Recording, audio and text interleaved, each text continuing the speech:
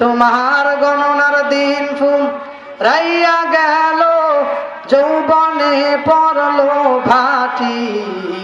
ওই যে দেখো ডাকিতেছে তোমায় কবরের মাটি। ওই যে দেখো ডাকিতেছে তোমায় কবরের মাটি। কথা বলেন ঠিক কিনা?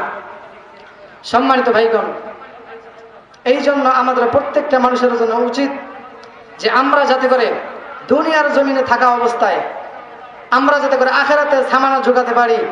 আল্লাহ তাআলা এই কথাটাকে সূরা বাকারার এক আয়াতের মধ্যে বলেন, লাইসাল বিররা আন তুওয়াল্লু wujuhakum qibala al-mashriqi wal-maghribi walakinnal birra man amana billah walakinnal birra man amana billahi wal yawmil akhir wa aqama as-salata wa ata az-zakata wa ata al-mala ala hubbihi dhawil qurba واليتامى والمساكين وابن السبيل والسائلين وفي الرقاب وأقام الصلاة وآتى الزكاة والموفون بعهدهم إذا عاهدوا والصابرين في البأساء والضراء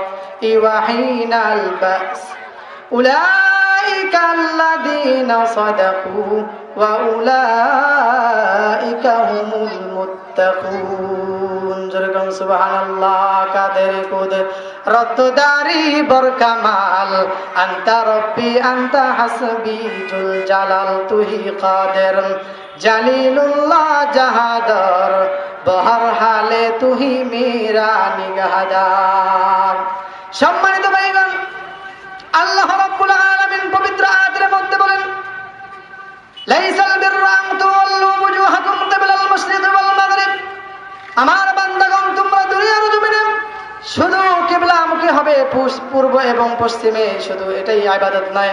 মহান আল্লাহ রাব্বুল আলামিন বলেন, ওয়ালাকিন্নাল বিররা মান আমানা বিল্লাহ। আল্লাহ রাব্বুল আলামিন উক্ত আয়াতের মধ্যে বলেন, ওয়ালাকিন্নাল বিররা মান আমানা বিল্লাহ। এক নম্বরে আল্লাহ রাব্বুল আলামিন আমলের কথা বলছেন। আল্লাহ রাব্বুল আলামিনের প্রতি ঈমান আনতে হবে। শুধু তাই নয়, মহান মালিকের প্রতি ঈমান আনতে হবে। শুধু তাই নয়, আল্লাহ রাব্বুল আলামিনের পক্ষ থেকে দুনিয়ার জমিনে যেই সমস্ত ফেরেশতারা আসছেন এদের প্রতি ঈমান আনতে হবে এবং দুনিয়ার জমিনে ভালো মন্দ তাকদীরের উপরে ঈমান আনতে হবে। এই আয়াতের মধ্যে আল্লাহ তাআলা 10টা বিষয় বলেছেন। এই বিষয়ের মধ্যে এই আয়াত অনুযায়ী যদি দুনিয়ার কোন মানুষ আমল করতে পারে, আল্লাহ রাব্বুল আলামিন বলেন এরাই হবে সত্যবাদী, এরাই হবে মুত্তাকি।